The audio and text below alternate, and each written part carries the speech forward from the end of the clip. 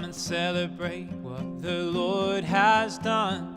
Come and shout aloud and be glad in his love, giving us hope and a reason to sing. So we will rejoice and be glad in him. Rejoice, you people of all the earth. Rejoice, for God has sent forth his word. We are his people and he is our King. So we will rejoice and be glad in him.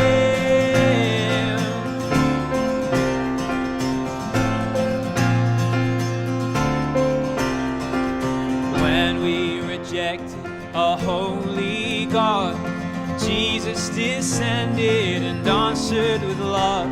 Our hearts leap for joy and our hands we will raise. Lord, let this church be a fountain of praise. Rejoice, you people of all the earth. Rejoice, for God has sent forth his word. We are his people and he is our King. So we will rejoice and be glad in him.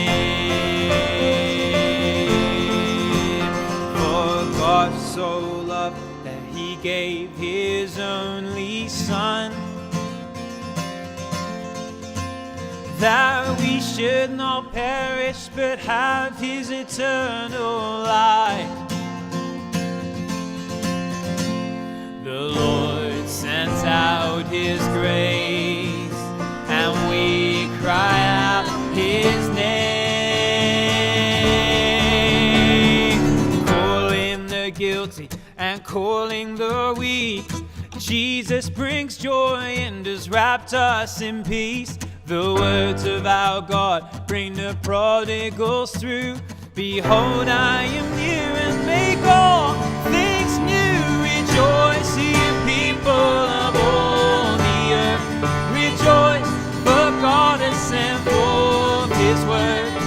We are his people and he is our King.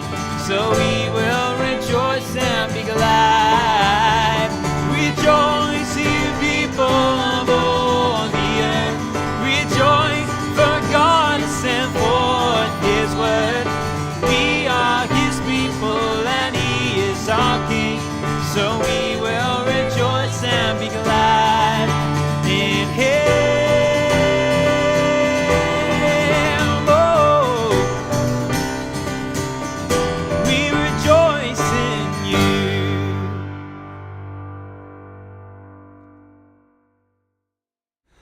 Well, hey guys, thanks so much for playing Rejoice for us. That's the first track on our EP, Great and Glorious. It's a song we've been singing at HT for a number of years now, and it's one that's really connected with our family and is a bit of a favourite. Why don't you tell us how the song came about? What's the story behind writing this song?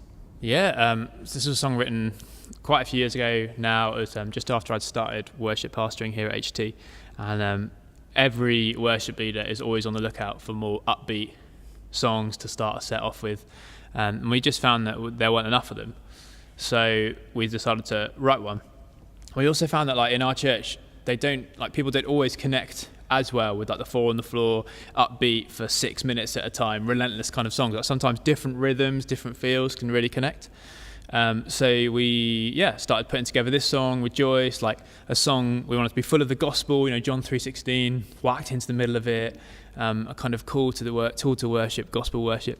That's where the song kind of came out of. Amazing. And tell me a bit about what inspired the lyrics in particular. I know there's some really cool things about how some of the lines in the song came about. Paddy, maybe talk about that. Yeah, well, there's this lyric in the second verse which is says, "Lord, let this church be a fountain of praise," and that was really like a bit of a mantra for the HT worship team. We want Holy Trinity in the centre of the city of Cambridge to be a place that's known for true worship of Jesus. And so with that being sort of our mantra as a team, we wanted it firm and centre in the song. Amazing. And I heard Rupert, our vicar, was involved in a part of the songwriting. That's right. Tell us about that. Key to good songwriting, co-write with your vicar. So that line, a fountain of praise at the centre of town, was actually a line that Rupert had before I joined the staff, and it became, like Paddy said, something that we really held on to, and we wanted to get it into the song, like as a cry for us as a church, like let this church be a fountain of praise. So we put it in there, and then interestingly, like I sent it over to Rupert. What do you think of this? Just starting out songwriting here. And he's actually really helpful. He helped the melody. It used to go, we will rejoice and be glad in him. Da, da, da. And Rupert said, why don't you like elongate the end of it a little bit? We will rejoice and be glad in him. I was like, that's actually way better than what I came up with. So, musical genius. Exactly. Rupert. Man of many talents. So co-write with your vicar, run your songs past your vicar, all of that. Amazing. Why don't we talk a bit about the music and show everybody what we're kind of playing and how the chord progressions work. Where there's obviously a key change in the song, which we'll come on to. But why don't you show us the kind of basic chord sequence for the chorus and the intro and how you're playing it? Sure. So this song has basically been through every possible arrangement in the world. We've done the funk arrangement, we've done a Christmas arrangement with full sleigh bells, been done at weddings, it was done during the birth of a child last week, like not live, I hasten to add. That would be horrendous and wouldn't be allowed. But we've done every type of arrangement, and this is kind of one, obviously there's one on the record, this is one we've settled on for this kind of format, with this little pushed intro and riff, which goes like this.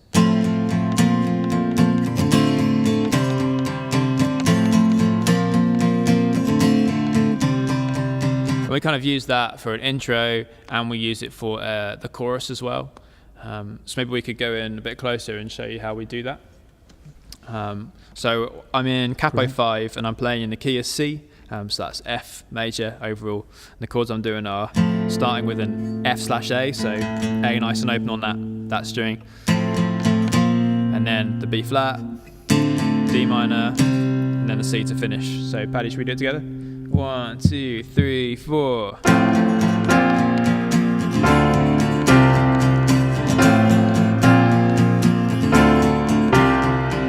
We'll do that during the chorus as well. And then Paddy, you came out with a little riff to go over the top of that, which we use a bit.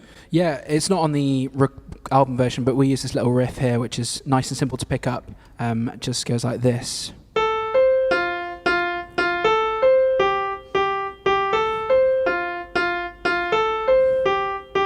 It's 4 notes. It's very, very difficult. So I'll just play that in context. Should we do it together? Yeah. 2, 3, 4.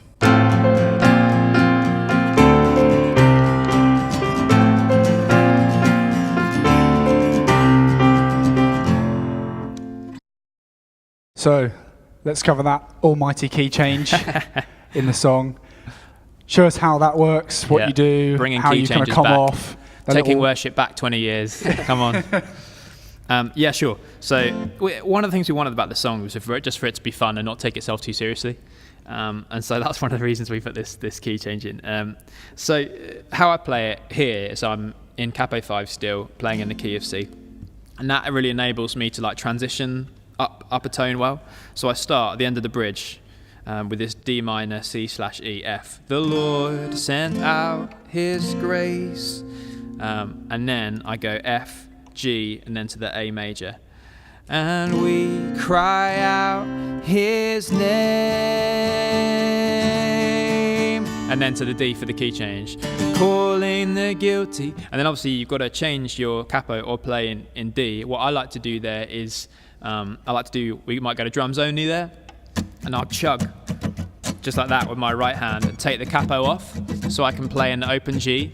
Behold, I am near and make all things new, rejoice. And that enables me to go to that nice open G shape, get a bit of that bass heavy stuff in there as well.